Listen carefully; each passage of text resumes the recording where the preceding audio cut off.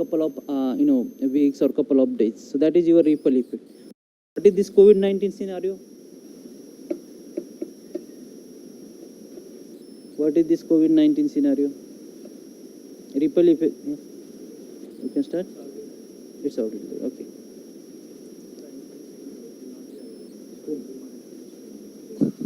Okay, no worries. Yeah. Okay.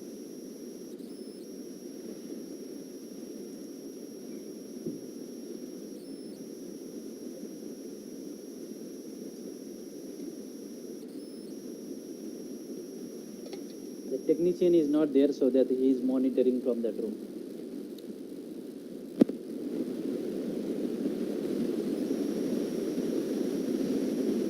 Okay. Good morning, everybody. Let me see.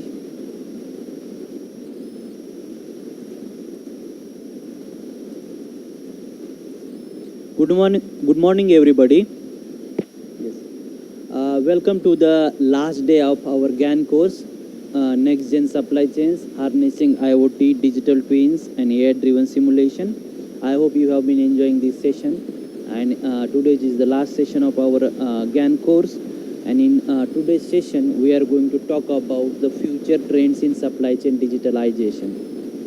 Yesterday, we looked at the blockchain, one of the important technologies in Industry 4.0 or Industry 5.0. We looked at how the blocks are made in that blockchain. Why do we call it as blockchain? What are some of the important terminologies in that blockchain technology? And we played a very interesting game as well. I hope you had enjoyed that game, blockchain game. Okay, so in today's session, we are going to talk about the future trends in this supply chain digitalization, where the word is heading in this supply chain digitalization that we are going to discuss. So these are the session objectives. At the end of the session, participants will be able to understand some of the emerging technologies. So we already discussed a couple of technologies in our previous sessions. AI, artificial intelligence, blockchain, IoT.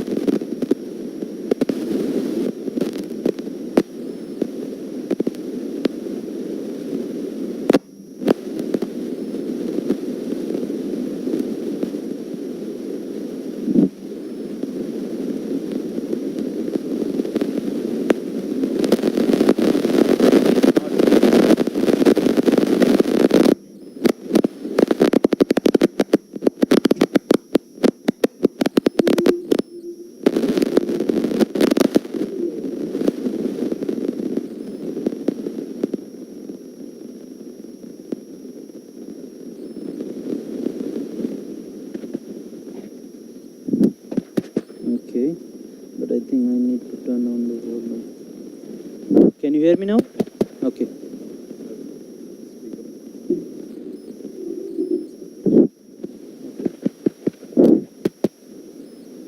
Volume. I don't know. Can you go and check with the Venkat whether he can hear properly recording? I think there is something going on, that's why the technician went to look at that one.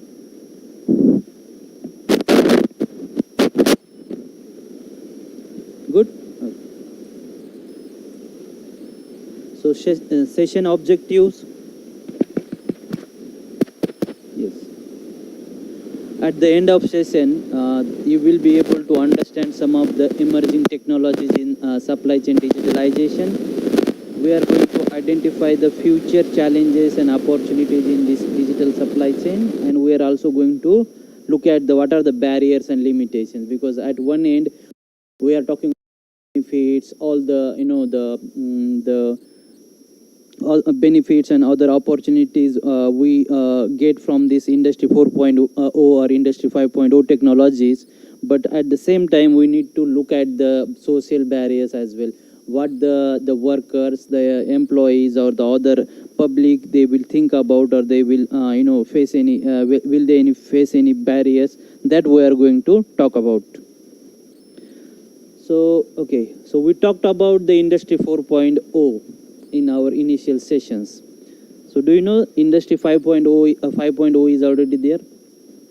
Does anybody know the difference between Industry 4.0, Industry 5.0? What is it?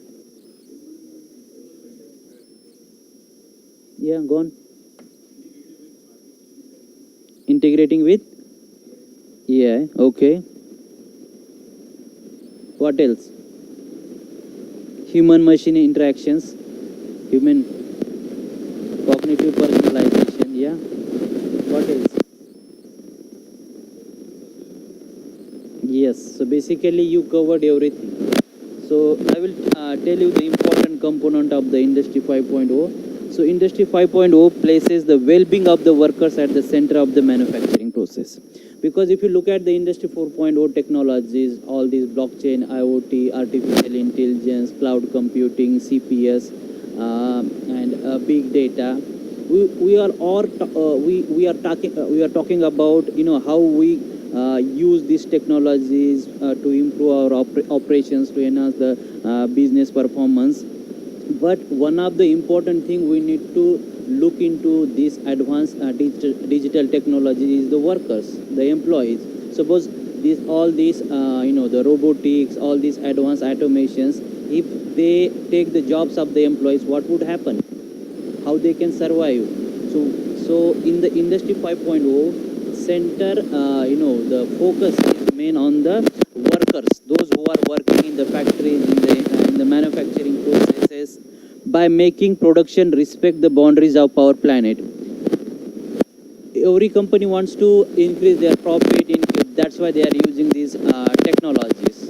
Okay, so but you cannot do this by by making huge amount of emissions or different kinds of pollutions, or by at the cost of losing the jobs. So that's why when we focus on improving the business processes, your performance, supply chain performance, we need to do this considering the boundaries of our the planet, how much we should use. Basically sustainable means we have three dimensions: economic, environmental, and societal dimensions. So at one end we are trying to improve this performance, we are talking about growth, but what about the environment? We are facing this climate change, flooding, tsunamis, all these unexpected events, and this is very common nowadays. If you look at the 10 years before, 20 years before, we had not this kind of problems, but now because of this climate change, pollutions, we are facing these unexpected events regularly, and this is affecting everybody. As a human being, it is affecting our health, it is affecting the society, everybody. So whatever we are doing with this advanced digital technology, we need to focus on the environmental impact of our operations. Okay, so suppose this blockchain, yesterday I talked about blockchain. For that technology, we need huge amount of the computing power. Huge amount of computing power means cost is there, the emission is there. So then if you are talking only about the cost perspective, only talking about the efficiency, what about the environmental impact? What about the workers, those who are working in those factories? So that's those things we need to consider. And the harmonious symbiosis between humans and machines, collaboration between humans and machines, robots, to achieve the societal goals beyond jobs and economic growth. So when you say triple bottom line approach and we talk about the societal, we normally think about the jobs, how we could create the number of opportunities, jobs, and the economic growth of those things. But in addition to that, there are some additional societal goals we need to think about. As I said, public health, how these technologies are affecting the public health, and some other societal goals. And further achieve sustainable development goal of super smart society. When you use Industry 4.0 technologies in your factory, in your warehouse, we call it as smart factory. Yesterday, not yesterday, before yesterday, I have shown you one smart home, where we have got all the smart devices, your smart AC, smart bulbs, smart curtain, and all those things. Okay, so we are focusing on this super smart society with all these digital technologies, and then along with sustainable development goal as well. and ecological values, which will become a robust and resilient provider of prosperity in an industrial community of shared future. Have you heard this sustainable development goals term? What are the sustainable development goals? 17 goals are there. Who defined those 17 goals? United Nations. Can you tell me a couple of goals? Mhm. Yeah, no poverty, zero hunger, quality education, then a life below the water, life on land. So there are 17 goals are there. And what is the purpose of these sustainable development goals? Okay, United Nations developed these goals. What else? So all the United Nations member, they are working towards the achievement of these goals by 2030. Okay, but now because of this COVID and some unexpected events like Russia-Ukraine war, geopolitical crisis, countries, many countries, they are struggling to achieve those sustainable development goals by 2030. And that's why I give one example as well in last session as well. Like in the UK, initially UK decided to stop the sale of petrol and diesel cars by 2030, so that they can achieve their net zero target and to achieve these sustainable development goals. And then companies, all the automotive companies, they started working towards that hybrid electric vehicles. And suddenly after COVID-19, the government thought that it is very difficult now to achieve this target by 2030, and they decided to move that target by 5 years, 2035. Okay, so this happened because of COVID-19. Because COVID-19, we know that what happened, your GDP went down. Every country, they experienced the significant losses. Okay, and then after COVID-19, nobody was talking about the environmental and societal impact. Their main focus was on economy, how to boost your economy. Then they thought that after some time we will talk about this the environmental impact and then your societal impact. But at the moment, we need to improve our economy. So that's the basically the sustainable development goals, and every country they are trying to work towards the achievement of these sustainable development goals. Then robust and resilient provider of prosperity. So this is again very important component of the industry 5.0. So in industry 4.0, we talked about all these advanced technologies, how this could help to improve our businesses of supply chain, all those things. But we didn't talk about the resilience or robustness of your supply chain. Do you think that these technologies, how you could help to improve your robustness or resilience of your supply chain? That part was missing there. Then again, well-being of the workers, human-centric. So it enables, Industry 5.0, it enables human and machine to work hand in hand. Human and machine means your robots. Earlier, we need to code we need to do the coding to to run your robots to do the the work. But nowadays, there is some advanced technology came. It is called cobot. Have you heard this term, cobot? It's collaborative robots. So robots, they collaborate with each other. They sense the human sometimes decision making process, and they take the decision based on that one. So this cobots means collaborative robots. So the robots, like as I said, IoT devices, what they do, they interact with each other and they make the decisions based on the whatever the command or input data you have given. So cobots means collaborative robots, are not programmable machines, but they can sense and understand the human presence. Okay, so we don't need to code anything, or we don't need to ask anything for that collaborative robots. They sense and understand our presence, and according to our data, input data, according to our requirement, they take the decisions. Industry 5.0 added human-centric, sustainable and resilient concepts to the industrial revolution. So this is the fifth industrial revolution. So far, first industrial revolution, second, third, fourth. In the fifth industrial revolution, these three important components are there. What are those three important components? Human-centric. Human-centric means the focus on the well-being of the workers. Suppose because of this advanced technology, if workers, they are losing the job, and they are not able to improve their skills, what is the use of this technology? So we need to do something so that they will improve their skills, they get some advanced knowledges of these technologies, all those things, and it will be beneficial for the society. So human centric means it promotes the talents, diversity and empowerment of the workers. So human centric approach. Then resilient means when you use these technologies, we should also focus on the agility and resilience nature of the supply chain with the flexible and adaptable technologies. Suppose you are using these technologies and some unexpected event occurs in your supply chain, and if your supply chain is not flexible, what is the use of that your technology? So when you use this technology, whatever blockchain, IoT, advanced technology, your supply chain should be agile and flexible considering these advanced technologies. Okay, so that suppose if your normal supply chain is robust and resilient, and when you convert into this digital supply chain, or when you use this advanced technology, we also need to make sure that when unexpected event occurs in your supply chain, you can make the changes in your supply chain very fast, and your supply chain should be flexible, resilient. And what is the sustainable? Leads action on sustainability and respects the planetary boundaries. Planetary boundaries means we are facing all these problems now. Soil degradation, deforestation, this temperature is increasing, tsunamis, flooding, all not like India. Everybody, if you look at the developed countries as well, the frequent fires in US, now Los Angeles, the wildfire, it cost them around 150 to 160 billion USD. Similarly in UK as well, if you see, we are regularly facing the flooding problems. Why? Because of the climate change.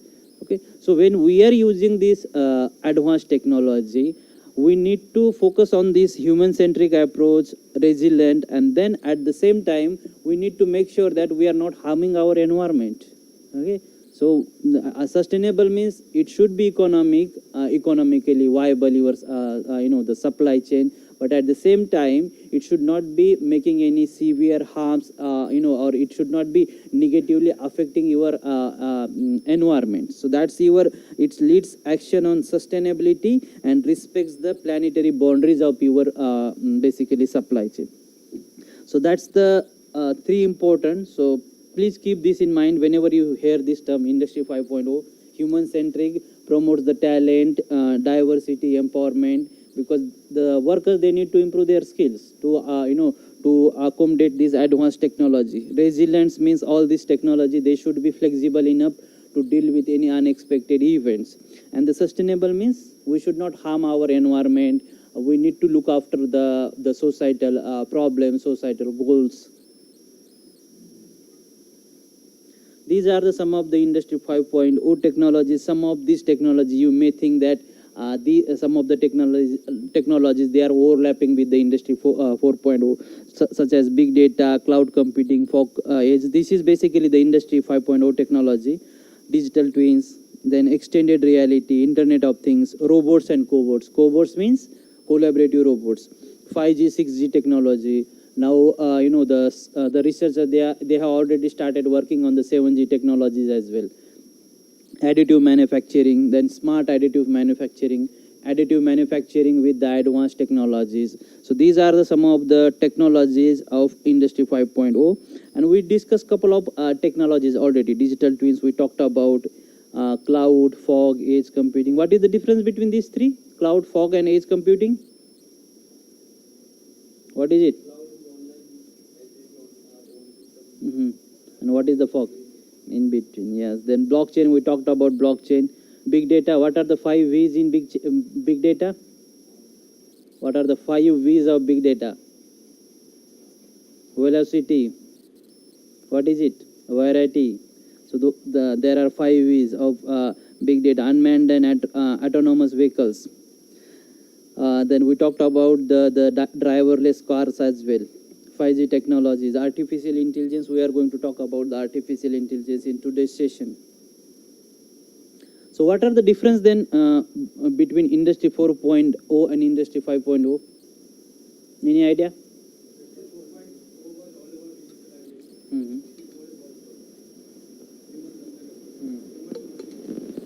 Yes, that's correct. 4.0, we mostly focused on all those advanced digital technologies, but didn't consider the human-centric approach, sustainability, resilience, those things. So here in Industry 4.0, focus was on connecting your whole supply chain, from supplier end to the customer end. How can you connect that one? With the advanced technology, IoT devices, blockchain, and then artificial intelligence, big data. So the focus was on, to improve the visibility, make your supply chain digital, so that, all the members, they get the timely and accurate information from the other members of the supply chain, and they can then, take the decisions accordingly. So focus was on connectivity. So what about Industry 5.0? Delivery of personalized experiences. Delivery of personalized experiences. So basically, so customization, we can say that, mass personalization. So whatever the customer's requirement are there, individual requirements are there, we could satisfy those requirements basically with the help of this Industry 5.0. Delivery of personalized experience.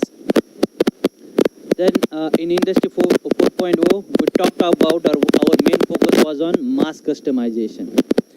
So in Industry 4.0, second revolution, our focus was on mass production. What is mass production? What is mass production?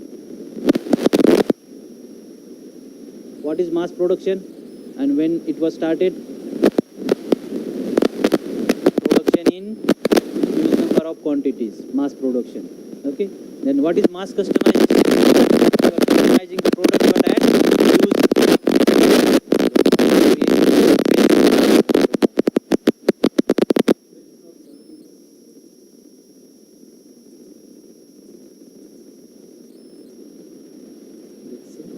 I don't know.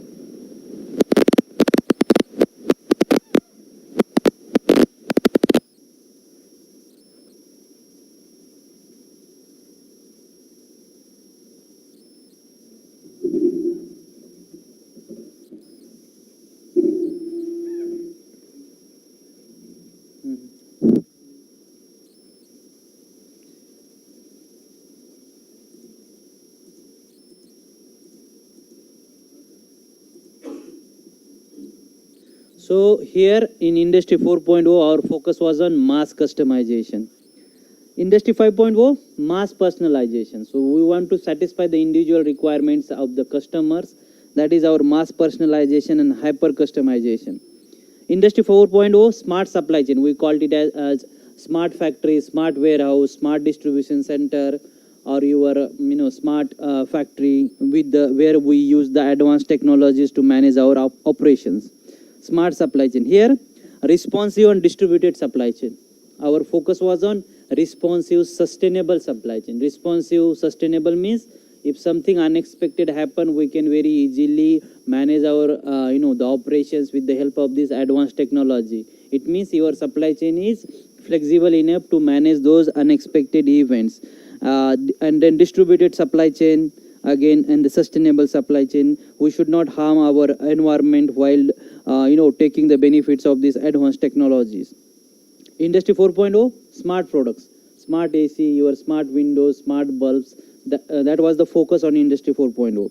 And here, interactive products, experience activated, augmented reality. So where you want to see the the experience, or you want to improve your immersive experience. So those kind of interactive products are there, and you can use those products for the supply chain in other operations. Remote workforce, Industry 4.0, focus on the remote workforce means IoT devices we can manage from anywhere, all those things, and you can get the information here. On-site workforce. So here in Industry 5.0, our one of the important component is human-centric. Okay. So here we want to make sure that the workers, employees, those who are working in those factories, warehouses, they are also getting some benefits because of this Industry 5.0. That's why we looked at the on-site workforce in this Industry 5.0. 6G. So currently we are using the 5G, but now, as I said, 6G, it is already coming up, and then scholars, they are working towards the 7G.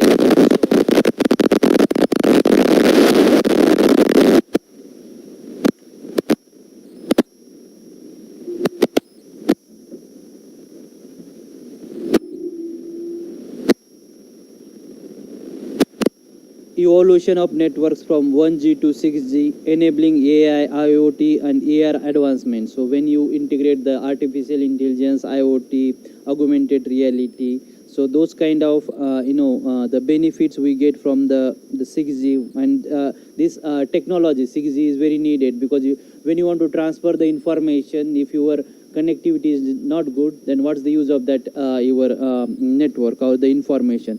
That's why integration with blockchain cyber twin for sustainable energy management. So 6G, we are talking about 6G, 7G, but what is the effect of that on your sustainable performance energy? So here we can integrate with the blockchain cyber twin for sustainable energy management. Frequency selective surfaces, enhancing the signal quality, and it helps to reduce the interference as well. Semantic and goal-oriented 6G, efficient communication with the semantic learning. So there are some other technologies you can see. 7G vision. I think something is happening.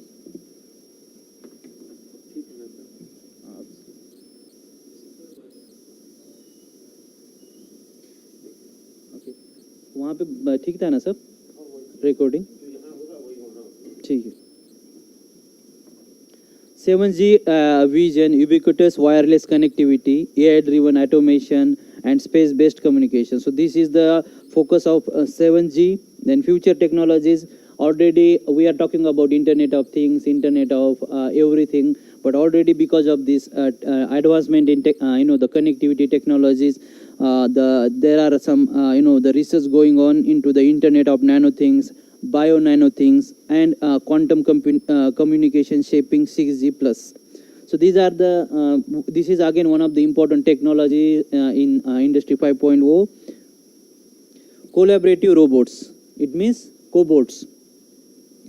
And in this collaborative robots, the collaborative robots, they collaborate with each other without any the human the feedback, or without any human interactions basically.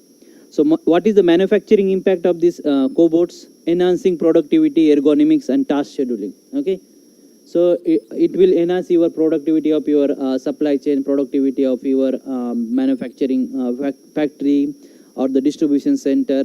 Ergonomics wise, it is also very beneficial, because if you are doing the the regular task with the help of your normal robots as a human being, that will be problematic. So ergonomics wise is also good. Task scheduling, they will collaborate with each other robots, and they manage the task scheduling. Industrial application, adoption by major manufacturer, future trends in cobot development. So some companies, they have already started using these collaborative robots to improve their supply chain operations.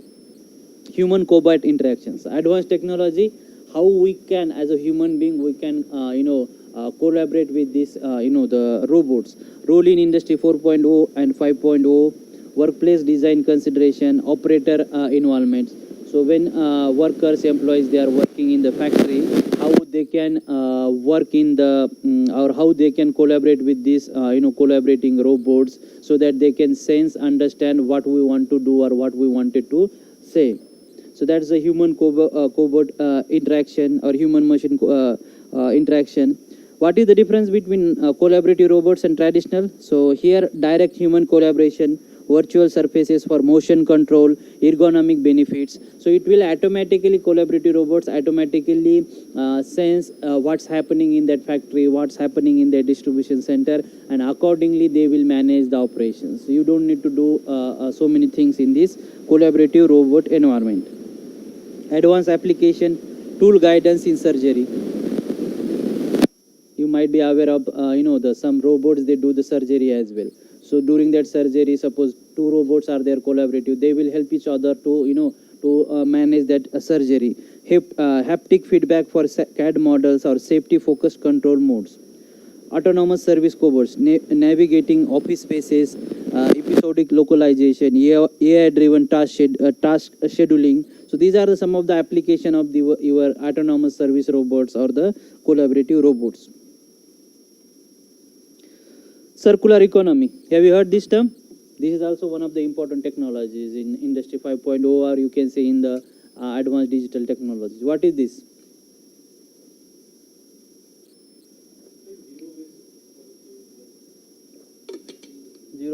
policy. Okay. Anyone else? What is circular economy? What is linear economy? How does normally we make this product? We source it, raw material component from the supplier. We make it, we use it, and what else? Recycle. Do we do this in linear economy? After use, we dispose it, we throw it. That is your linear economy. We make it, we use it. But initially, we source the material to make it, we make it, use it, and after its useful life, we throw it in the dispose. So, what's the problem with this model, linear economy? Sorry? Waste. Okay. What else? Yeah, so environmental means you are unnecessary, throwing that product into the waste, and then that will affect the environment as well, pollution, air pollution, water pollution. And again, another best example, when you buy a cup for coffee, drink or tea. So when you use it, after it's used, what do? You use it to keep your pen as a pen stand or something like that. That's the example of circular economy. So you are using that product after its useful life as well to gain some additional benefits or to capture some value from that product. So that's your circular economy model. So the circular economy is a system where materials never become waste and nature is regenerated. So we try to use use the material as much as possible before it goes into the waste. Okay, you could find some application or some uses of that products before it goes. That's why these refurbished products are there, remanufacturing, recycling. These are some of the ways we can find out, or we can take the useful value from those products. So circular economy is a economy, or is a model where material never become waste and nature is regenerated. In a circular economy, products and materials are kept in a circulation. We try to make, use, and dispose. So this is your linear model. But in circular economy, make, use, and rather than dispose, again reuse, again refurbish it, remanufacturing it, or again go back to the recycling. What is the recycling?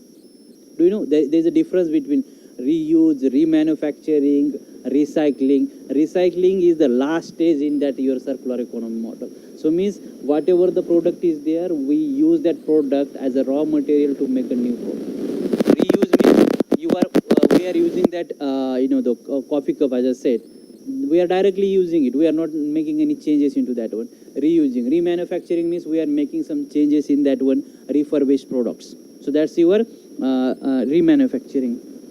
So here products and materials are kept in circulation through processes like maintenance, reuse, refurbishment, remanufacturer, recycling, and composting. So these are some of the ways through which we try to circulate the material products in your economy rather than throwing it away in the bin. Okay.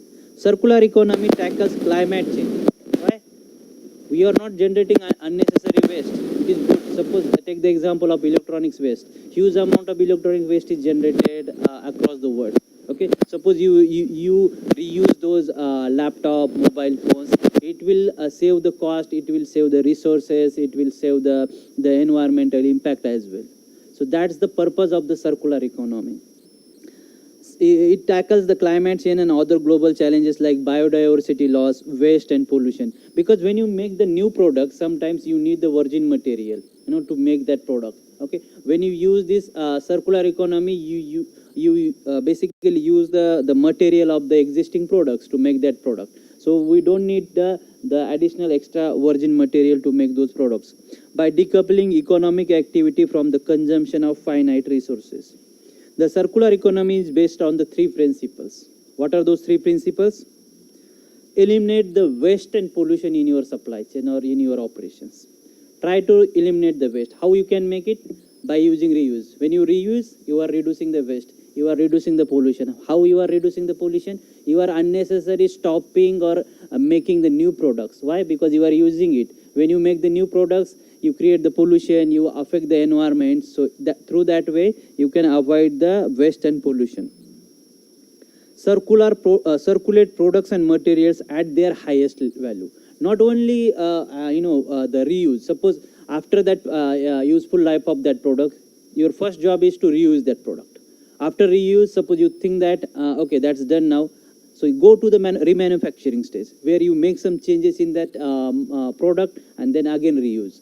Again, suppose after remanufacturing as well, suppose you use that product, again directly throw it. Go to the recycling stage where you use that product as a raw material to make the new products. So that's your recycling nature. Circulate products as much as possible at the highest level, in your supply chain model. Regenerate nature rather than destroying your biodiversity or nature. Regenerate nature through this circular model. This is underpinned by a transition to a renewable energy and materials. The circular economy is a resilient system that is good for business, people, and the environment. So nowadays, everybody is talking about this circular economy, and they are trying to reduce their waste, pollution, and trying to circulate those products in their supply chain. So this is your linear and versus circular economy. So in linear supply chain, we source the material from the earth, from your supply chain. You make the products in your factories, then you make the product in factories, then you distribute it, then we use those products and we dispose it. So what is the problem here? We are creating unnecessary waste, pollution, all those things. We are not trying to focus on reusing, remanufacturing, so that how we can get the maximum benefits, maximum value from that product. If you look at the circular economy, you take the product from the earth, extract the raw material, the components, remake. Again, you are making it. Remake means you are remanufacturing it, because suppose after the useful life, when the customers they get the products back to the manufacturer, they use that for the remanufacturing purpose. Remake, distribute, use, reuse, or repair. As I said, when the useful life of that product is done, then you can use it for the another purposes, reuse. Sometimes we do the normal repair and then we can still use that product. So that's your repair. Selectively dispose. Again, if you want to dispose something, there are some ways available to safely dispose those products. And recycle. Recycle means the last stage in your circular economy. That product goes into the as a raw material or component to make the products. So that's your basically the circular economy model. Can you give me another example from your real life? Any example? Circular economy. I gave the example of that coffee mug. By yeah, yes, that's correct. What else? Plastic bottles. How do you do? What do you do there? They are recycling. Yeah, we collect them and we do the recycling. What else? Notebook. Yeah. After its useful life, what do you do? Do you do the remake, remanufacturing, recycling, or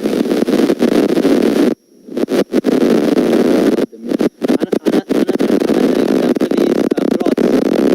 When we use this cloth, after we think that this is not good for us, we donate it to the charity. Or sometimes in our villages they use it to make some rope or something else. Okay, for other purposes they use those products. So that's the example of your linear versus circular economy. For your projects, if you are working on some your master project or UG project, again this is very interesting topic. If you are engaging with any companies or anything, you can discuss how they are following the circular economy model. You can do the mathematical modeling here, so that electronics products are another example. Go and check there. There is no problem with it. There is no problem with it.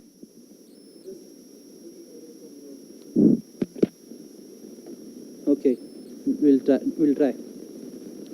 So another example is electronics companies. Do you know? They collect the used products after the customer. that one. They can use some IC from that chip or whatever the products from the components from that used product, and then they reuse again to make the new products or refurbish mobile phones. Those are some of the examples. Do you know this guy? Any idea? We are all talking about artificial intelligence. So do you know this guy?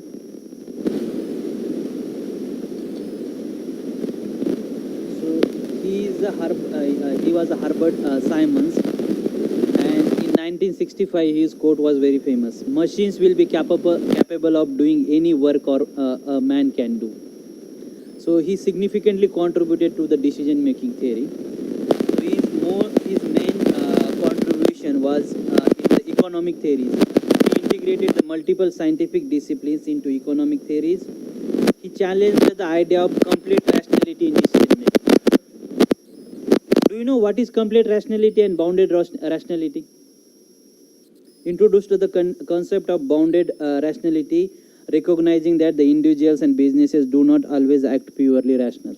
What is this complete rationality and bounded rationality? Unlimited your cognitive ability, and basically taking the decisions. Complete rationality means we think that we know everything about that situation, we have the complete information, and we have got unlimited cognitive ability before making any decision. But do you really do that in real life? Suppose if you want to buy any cell phone, do you think that you do all the study of all the models, all the companies available which are selling the mobile phones? So in real life, complete rationality doesn't work. Okay. So basically, suppose I want to buy a phone, what I do, I have something in my mind. I want to go with the Samsung, Nokia, Apple, and so on. I go to the the website, I check it, and I buy it. I don't do the full research, complete. I don't know the complete information about that situation. Okay. So in bounded rationality, we have limited cognitive ability and we have imperfect information. We don't have the perfect information or the full information. So in real life, everybody they basically follows the bounded rationality. If you take the as a human being, company, everything, so they follow the bounded rationality. So he described the companies as adaptive systems with physical, personal, and social components, and he provided a new perspective on decision making in modern society with the help of this bounded rationality concept. And because of this, his contribution in bounded rationality and economic theories, he got the Nobel Prize in 1978.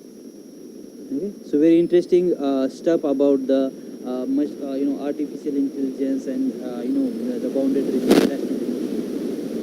Then what is the evolution growth of artificial intelligence? Because artificial intelligence is a very important technology for our industry 4.0 or industry 5.0. So who coined this term? Basically, origin and early definition coined by John McCarthy in 1955 to explore the machine intelligence. So then after 1955 there are some developments as well in this artificial intelligence area. So key developments: Russell and Norvig 2009. Don't know what's happening.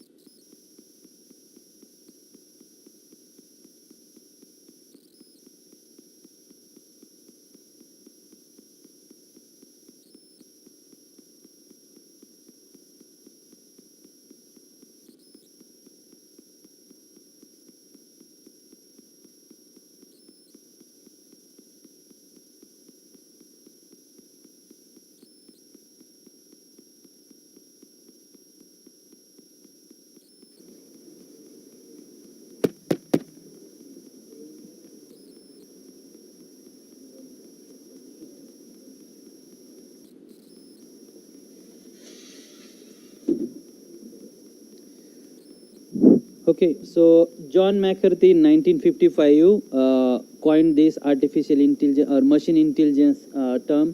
Then after that in 2009, Russell and Norvig assessed on rationality and human-like thinking. So AI research evolved from low interest to rapid growth.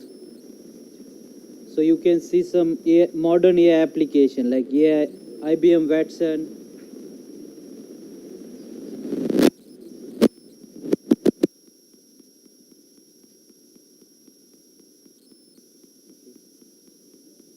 IBM Watson, medical diagnosis, Tesla fleet learning, self-improving autonomous vehicles, driverless cars. What are the factors driving AI growth? Improved computational power. The computational power is significantly improved. That's why. Big data and IoT adoption, advancement in learning algorithms, massive investments by Google, IBM, and some top companies.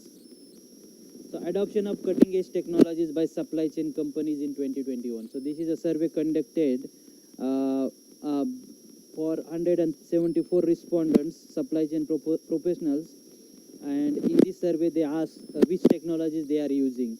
So you can see in blue is in use today, and the dark black it shows the next 5 years. So cloud computing and storage, 40% of the companies they are using it, and then you can see the inventory and network optimization tools have the highest use in next 5 years. You can look at the predictive and descriptive analytics as well, and artificial intelligence technologies as well. So what are the classification of AI, guys? Do you know the classification of AIs? Thank you. Strong? Weak AI, okay. Anyone else? So here you can see the taxonomy of AI. So in AI we have got three kinds of basically categories. First one is the sensing and interacting classification or category. Here we have got three subcategories. Vision, in vision category we have image recognition, machine vision related algorithms, speech recognition, speech to text, text to speech, natural language processing, extraction, classification, translation, text, question answering. Okay, so these are the some of the classifications of natural language processing. Then you have got the machine learning, supervised, unsupervised, reinforced learning. I hope you know what is supervised, unsupervised. Decision making, we have got the simulation and optimization, simulation and modeling, optimization, nature inspired algorithms. What are the some nature inspired algorithms? Any idea? Uncolony, genetic algorithms, knowledge based, market based or game theory based algorithms, decision theory based, planning and scheduling, and expert system like rule based, fuzzy based system, frame based or hybrid. So these are the basically the classification of AIs. So we will see one by one. First one is the AI sensing and interacting. So one category is natural language processing. So it enables human like text understanding and generation. That's why we call it text extraction, classification, translation, generation, and so on. Use case, NLP enhances supply chain mapping from unstructured data. Then speech recognition, converts the spoken words to text and vice versa. Basically, some of the challenges in this speech recognition is accent, word similarity, sound quality. In some advanced, the smart homes, you can, or Alexa, Siri, these are the some of the examples of your speech recognition categories. Accents, word similarity, sound quality, these are some of the challenges. Then third category is computer vision and AI-based image analysis. Image recognition identifies and detects objects in images, videos. Machine vision captures, processes, and interprets images. And again, use cases, autonomous vehicles. You can see in autonomous vehicles, they capture the objects and then they do the analysis. So that is your computer vision and AI-based image analysis. Learning from data. This is the category. Machine learning develops algorithms that learn from data to solve problems. So used extensively in time series forecasting. So there are three categories of machine learning. First one is supervised learning, trained on labeled data to predict the outputs. Examples, decision trees, linear regression, support vector machine, neural networks. Unsupervised identifies the patterns without label data. We don't need the label data there. So example, clustering techniques. What are the some other examples? Unsupervised learning. What? We'll see. Reinforced learning learns via trial and error, receiving feedback. There is a difference between unsupervised learning and reinforcement learning. What is that difference? Basically, reinforced learning, yeah, feedback, yeah. So in reinforcement learning, you get the feedback after the execution of that, the whatever the operation, and you improve based on that feedback. This is a trial and error method. In unsupervised learning, we don't do that. Example, reward-based optimization. Deep learning spans across all three ML categories, and it drives AI advancement in big data and automation. Decision making, we have got optimizations, solving the complex supply chain problems dynamically. We looked at the optimization. Expert system, AI-driven knowledge-based systems for decision making. Modeling and simulation, we learn about how to model the supply chain, how to do the simulation in any logistics tool. Planning and scheduling, optimizing the activity sequences and resource allocation. And these are some of the optimization methods, like nature-inspired, game theory, market-based, decision theory, knowledge-based. So AI enhances the predictive maintenance because of these advanced technologies, fraud detection and system recovery. It improves the responsiveness and data-driven decision-making in supply chain management. So what is machine learning now?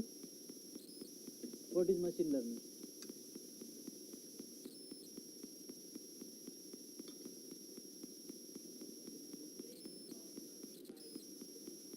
By repetitive tasks. So machine learning is the science or art of programming computers or machines so that they can learn from the data. So that's your machine learning. Scientific definition, if you look at, a computer program is said to learn from experience E with respect to some task T and some performance measure P. Experience is E, task T and some performance measure P. If its performance on T as measured by P improve with the experience. So when you feed additional data, when that machines learns from the experience and it improves its performance. So that's your machine learning. What are the classification of machine learning? Supervised uses labeled data sets to train algorithms to classify data or predict the outcomes. Unsupervised means, what is it? Discover the hidden patterns within the data without explicit labeling or human intervention. We don't need the label data in unsupervised. Semi-supervised exploits the data set in which some instances are labeled and others are not. Reinforcement learning, it learns from the trial and error method. The feedback is the main important thing. Supervised machine learning is associated with the development of algorithms that can learn by training data to solve problems using knowledge obtained from the previous problems. So supervised learning is about training a machine, training a computer with a known data set. We call it as training data set, training samples to predict an output.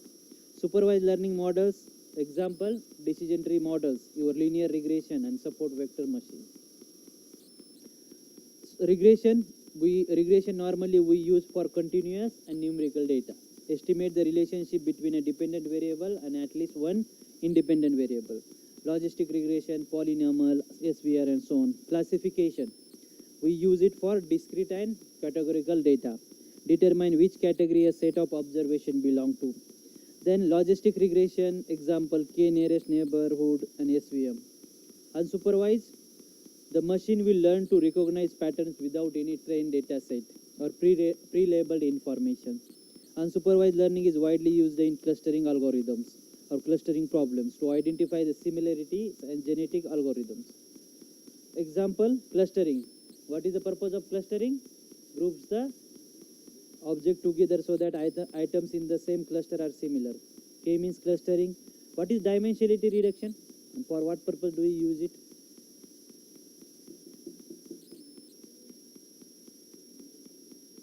To reduce the computation. Suppose you have got the huge amount of data, okay, and it is very difficult to manage that data or to analyze data. So sometimes what we do, we try to reduce the size of that data, dimensionality. But when you reduce the size, you make sure that the important information is available or important parameters are available in the data set. That's called dimensionality reduction. One of the important method is PCA, principal component analysis. It transforms the data from high dimensional space to lower dimensional one, retaining meaningful properties. Principal component analysis, LDA, generalized discriminant analysis. Reinforcement, similar to unsupervised, but difference is that machines receive the feedback after completing the task. In other words, machine improves its performance by trial and error method. So that's your reinforcement learning. While supervised learning mainly deals with classification and regression problems, unsupervised and reinforcement, they deal with the clustering and reward based problems. So these are the some of the algorithms normally we use for the supply chain or logistics management problems. Artificial neural network, multi-agent, genetic algorithm, data mining, swarm intelligence like particle swarm optimization, decision trees, association rule, robot programming, heuristics, k-means, and so on. You can refer this paper if you want the more information about this one. So tell me, then on this slide you can see what are the general uses, advantage and disadvantages of each algorithm. Suppose decision tree, it is used, what is the general use? Discriminant models, multi-regression and classification. What are the advantage? Easy calculation, able to assess, strong interpretability, but disadvantage, easy to be overfitting. So when we use this model, we look at the overfitting, underfitting as well. Random forest. So what is the problem with the k-means, guys? Any idea? There is a problem with the k-means. K is not defined. Okay, what else? Major problem is that it is sensitive to the noise and outliers.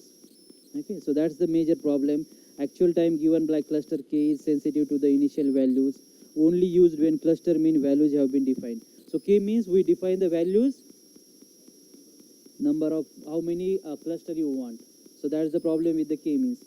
Then you can see support vector machine, neural networks, logistic regression. Again, very interesting table. You can find the reference here, and then the advantages, disadvantages of each method. How do you select the algorithm? You may be aware of this cheat, basically scikit-learn algorithm cheat sheet. Start, and first thing is to see the samples. How many samples are there? If your samples are greater than 50, go. If your samples are less than 50, get the more data. You need minimum 50 samples for doing this kind of analysis. If your samples are more than 50, then look at this question. Are you predicting the category? Yes. Do you have a label data? Go here. How much sample size is there? Less than 100K? Yes. Linear SVC, text data, naive base. If it is no, go to the SGD classifier kernel approximation. So this is basically classification. So then predicting a category, if data is not labeled, you are clustering. You go with the number of categories known, and then how many size is there, and again, so this is there. Regression again, if you are not predicting the category, are you predicting the quantity? Yes, regression. If you are not predicting the quantity, what you are doing, just looking at the dimensionality reduction. This is the one. So again, you can see this example. The source is also given. What are the applications of AI in supply chain management? AI can offer shippers faster delivery times and increase reliability. You can get the expected time of arrival of your ship or expected time arrival of your delivery. You can use the predictions as well, more accurate predictions of arrival times. You can use improve the delivery times as well. We can analyze the historical data by considering the factors such as weather patterns, busy or slow shipping seasons. We can use the AI tool for digital charting marketplaces, and then we can use for the routing as well. Routing. What do you do in the routing problem? Vehicle routing problem? What do you do in vehicle routing problem? Find the optimal route from one point to another point. So we use AI for that one. Arrival time forecasting, expected arrival time we can find out. Demand forecasting we can do. We can optimize the processes. We can optimize the traffic flow and location prediction, vehicle routing problem. And these are some of the key applications of human-centric manufacturing in Industry 5.0. So key technologies and application. Collaborative robots. This is the application. Key technology we are using cobot, sensor, machine, augmented reality application for training and maintenance. So ER headset, 3D modeling. So now all these are the available technology. Wearable technology for worker safety and monitoring. So wearable nowadays in smart factory workers they wear this the advanced technology, smart glasses, safety vest, sensor, GPS tracking, machine learning. So that they can improve their processes operations. Predictive maintenance and quality control, IoT sensors, machine learning, and so on. Digital twinning, we application simulation software we use there, IoT sensor, machine learning. Resource optimization, we can use the Industry 5.0 technology, IoT sensors, machine learning. Circular design principle, circular means circular economy. Design for disassembly, materials innovation, then sustainable materials, green supply chain management, waste reduction and recycling, real-time production monitoring, we can use it, predictive maintenance, supply chain optimization. Society 5.0. So this is again advanced the term coined by the Japanese government in January 2016. Okay. So we talked about the Industry 5.0 that where our focus is on the three components: human-centric, sustainable, and resilient. So Society 5.0, this was coined by the Japanese government. What is the aim? To create a human-centered, super smart and efficient society. Again, human-centric, focusing on the general public, the super smart and efficient. Super smart means they are using all these advanced technologies, smart devices, and the efficient society. So they are improving their, the daily operations. It balances the economic growth with solution to societal challenges, aging population, low birth rates, decreased competitiveness. So with the help of these advanced technology, basically Society 5.0 means we are using this Industry 5.0 technology in a society to tackle our some of the challenges like aging population, low birth rates, or decrease the competitiveness. What is the key goal? Ensure the high quality, comfortable, and vibrant lives for all citizens, provide personalized goods and services, technological integration. We integrate 5G, big data, AI in this one. So this is your Industry 5.0, this is your Society 5.0. Super smart, human-centric, and lean.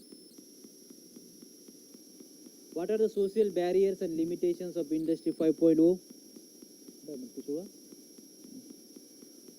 So job displacement and unemployment. So automation in Industry 5.0 may displace jobs as machines take over routine tasks, dealing to unemployment for workers and unprepared to adapt. As I said, because of this advancement in the technologies, collaborative robots, automations, the workers, they may lose their job. So that's or sometimes they need to change their jobs as well. So this is one of the barriers. That's why sometimes people, they fear that this advancement or these advanced technologies are not good for the society. Why? Because we may lose our jobs. So job displacement and unemployment. Skill gaps and retaining challenges. Skill gaps, suppose the company, they are using this advanced technology, and if you are not upgrading your skills, then it will be difficult.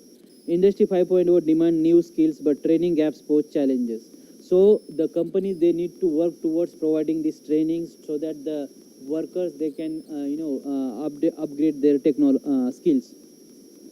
Inequality and socio-economic divide. All these Industry 4.0 or 5.0 technologies, they need the huge amount of investment. So developing countries, they may struggle to take the benefits of these advanced technologies.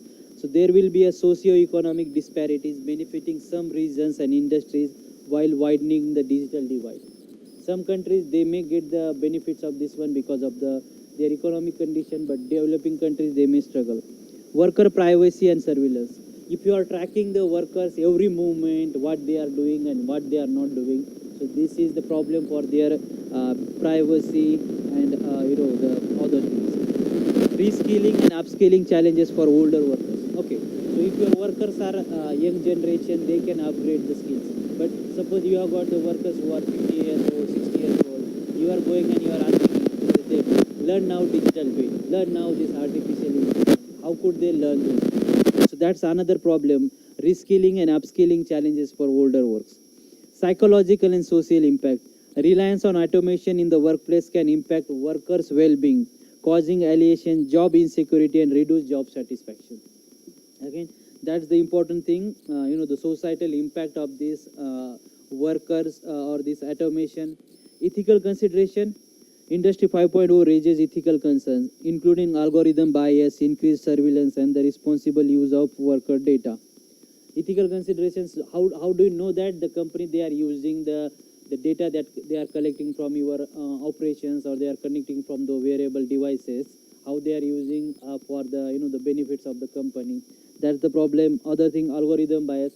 We are totally depend on the algorithm. Whatever algorithm says, we follow that one. But what if suppose algorithm suggests you some wrong thing?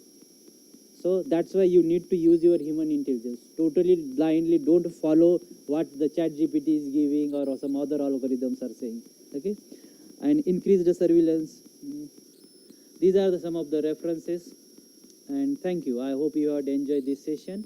And now Dr. Saurabh Pratap, he will take the second hour. So meanwhile we can take 5-10 minutes break. Okay? But I am here if you want to discuss anything, not for this the session, but previous whatever 8 or 10 sessions. I am more than happy to discuss them. Okay? All the slides, recordings, everything will be shared with you. So don't worry. But in addition to that as well, suppose after 1 month or 2 months you stuck somewhere, you are working on project and you are not getting, feel free to email me. Okay?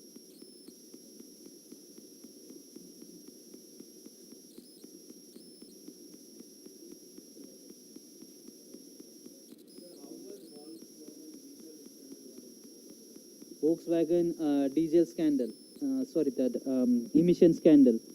So basically, in the US, some people, when they were driving the cars, that Volkswagen Polo or some other cars, they realized that those cars are emitting huge amount of the emission. And then some people, they initially saw that problem, and then other people, they also started looking at that one. And then the government body, they started looking at those models, those were produced in the Germany or in the US plant. And after that, when they started that investigation, they found that problem. Initially the Volkswagen, it was saying that this is accidental, we didn't do anything wrong, we didn't aware of all those things.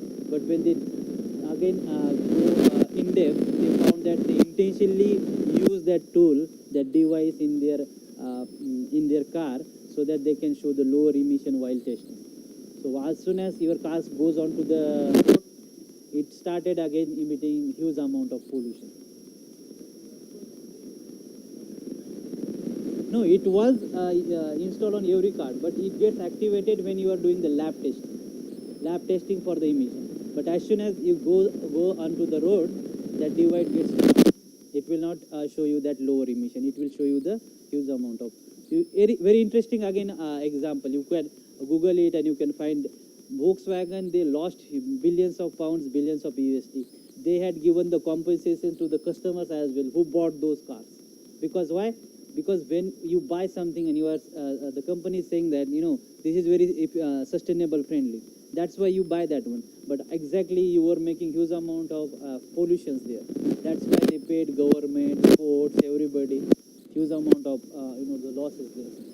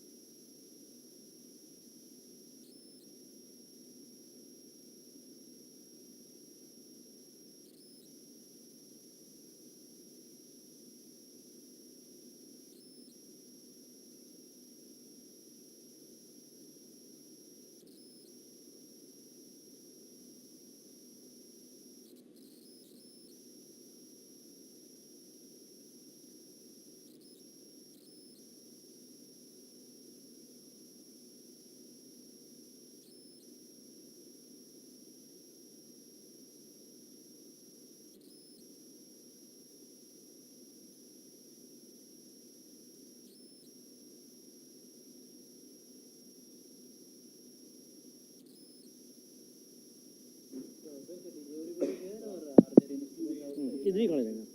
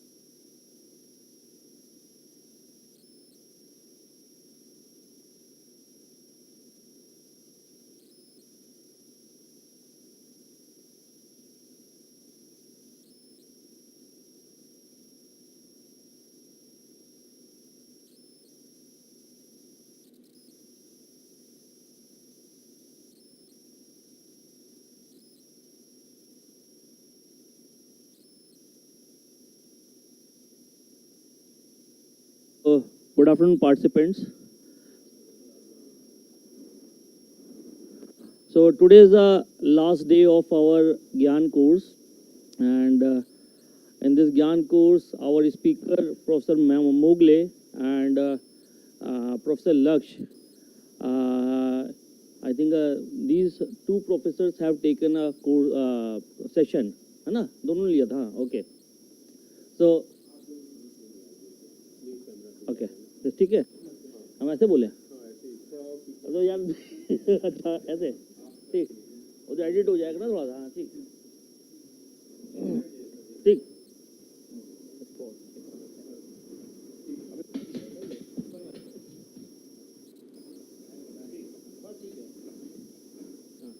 ठीक है ठीक. Okay. So now today is the last day.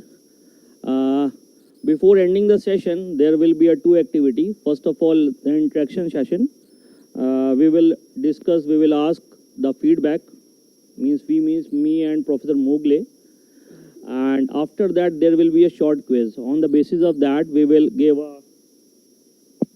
On the basis of that, we will give a certificate, and there will be a grading also. So it's a very short quiz. The marks will be 50. So you have to write in a single line answer. So I will give the question paper and the answer sheet to you.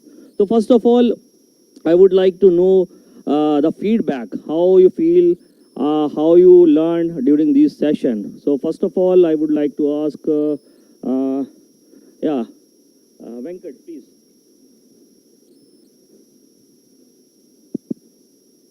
Hello. Yeah. Actually, currently we are having the course in our curriculum, but after coming here, we come to know the different aspects of it, sir. Like we are having the simulation concept in our curriculum, but after coming here, we understood how to merge this simulation and network optimization through any logistics. Not only the theoretical part, we covered the practical aspect as well. We solved a couple of case studies as well, and we have seen 2-3 sessions how to integrate these things, how to convert the optimized model to the simulation model, how to do risk evaluation and all. So it is very much interesting. It's like when we started the sessions, it was like 1-2 days, all the basic stuff. Then we entered into the advanced thing, and in the last sessions we entered into the blockchain, which is completely new. But we got the flavor of it, how we are going to implement the blockchain in supply chain, what is the essence of it, and what are the limitations of it. And I'm very much sure, like whenever we are going through the topics also, we gained some knowledge regarding how to implement it in our thesis works also in the future trends. And this is up to me. Thank you, sir. Thank you very much for this. Thank you, Venkat. Now, Suneet, yeah, how you have feel? Yes. Like we have got deep understanding about how these technologies like this. Okay. Yeah, myself Sunil Singh, and I'm currently doing. I'm. Is it audible? Yeah, I'm doing PhD here under the guidance of Dr. Saurabh Pratap, and I have worked over maritime trade transportation.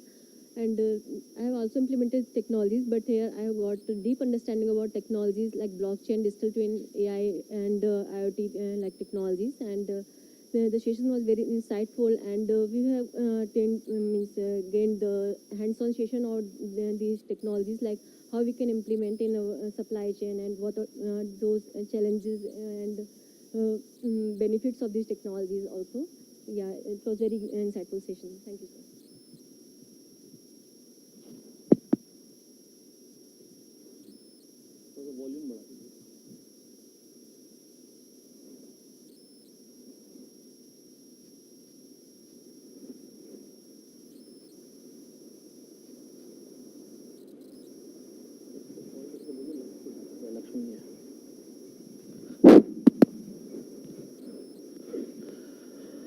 Okay, thank you, Suneet. Now, Aman, whoa, what you have learned from this course? Can you please give some insight? Sure, sir. First of all, I thanks Dr. Saurabh Pratap sir for arranging such a insightful session for all of us, and also Dr. Mogle sir for coming here to be a guest and take this lecture and make us know about the different aspects of next gen supply chains here. Also, I thank the Ministry of Education for arranging these kind of academic network events for all of us. And actually, the session was very much connected to the base levels or the understanding for all of us or the students who can learn from the about the supply chain and all that kind of things. And actually we know about what is like digitization and digitalization is, but the basic difference or the main difference that we understood from course was very impactful for all of us. And also the difference between the uncertainty and risk and such kind of the basic things which makes us understand the ground level basics was very much good. And we learned a lot of things. The case study analysis of any logistics and all that kind of softwares was also very much learnable, and we got a lot of knowledge about that kind of softwares, and also the IoTs and all the AI technologies what we learned today also in the last lecture also was very much insightful. Thank you very much, sir, for that. Thank you, Aman. Thank you. Now, anyone else? Do you want to say something? The session was very informative. Right from the first day, many of the new concepts were taught to us, and we learned about the current and emerging trends of technology such as edge computing, cloud computing, artificial intelligence. And apart from knowing these terms, we were also taught the any logistics tool and its application, so that we can implement it in our future projects. That's Thank you. Thank you. Shantanu, I think you have joined late. So, what's your opinion? What's your experience during this course? Can you please? So from the starting only, we started with the learning of software known as any logistic, and in that I learned that how a supply chain can be formulated in that software, and then I had a very little knowledge about blockchain, and with that lecture on, I then gained some experience, and the main part was that game that had we played on the blockchain, and the overall the whole session was good, and I learned a lot from this session. Thank you. Thank you, Shantanu. Thank you. Now, I would like to ask Professor Mugle, how was his experience during this stay in IIT BHU? Can you please share some experience? First of all, thank you so much, Dr. Saurabh Pratap, for having me here. I really enjoyed the interactions. Like on first day, I told you I like the two-way interactions, and I really enjoyed, those two-way interactions with you, and overall the hospitality and everything. It was really good. So, as I said earlier as well, if you are planning to use any of these technologies or any logistics tool for your dissertation projects or in your future jobs, and if you stuck somewhere, so you have got my email address, so please feel free to send me an email address if you have any problem, any doubts, if you are not getting. And I think Saurabh is also planning to buy that academic license of any logistics, so then you could solve some complex problems in that tool. So overall, it was very nice and good experience for me, because this is the first time I am here in IIT BHU, and I liked all the interactions, and you students are really brilliant, hardworking, sincere, because every day I had more than 20-25 students attendance. So thank you for your sincerity again for coming, because some days we had 3 hours, 4 hour sessions, and I could see your exhaustion during that time. So, but overall, thank you so much, and best wishes for your future, and thank you so much. Thank you, Professor Mogle. Now, I have already shared the question paper. So, the question, you have to complete this by 30 minutes, and you have to answer in very short. Okay, just like a single line, very short. Okay.